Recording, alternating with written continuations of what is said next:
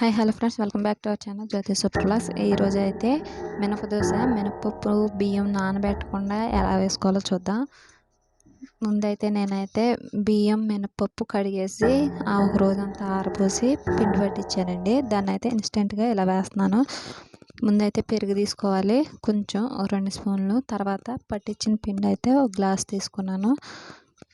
అందులో కొంచెం సాల్ట్ వేసుకోవాలి, రుచికి సరిపడా సాల్ట్ వేసుకొని ముందైతే ఇది కలిపేసుకుందాం. పొడితే కొంచెం ఉప్పు కలిసేటట్టు, పెరుగు కలిసేటట్టు కలుపుకుందాం. టేస్ట్ కోసం 2 స్పూన్లు అప్పటికప్పుడు కలుపుతున్నాను కదండి, అందుకనే 2 స్పూన్లు వేసాను అనమాట పెరుగు.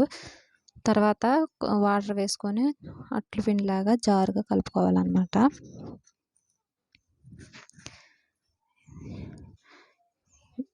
ఇప్పుడైతే దోశలు యథామామూలుగా మనం ఎలా వేసుకుందాం అలాగే. నానబెట్టిన పిండి కన్నా ఇంకా ఎక్కువ టేస్ట్గా ఉంటాయండి. చాలా అంటే చాలా బాగున్నాయి. మీరు కూడా ట్రై చేయండి. ట్రై చేసి ఎలా వచ్చింది కామెంట్లో చెప్పండి.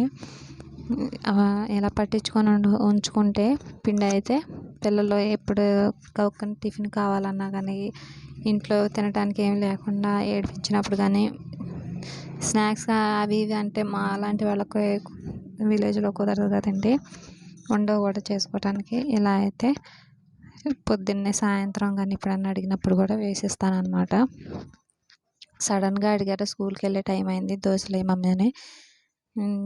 నేనైతే ఇలా వేసాను అనమాట.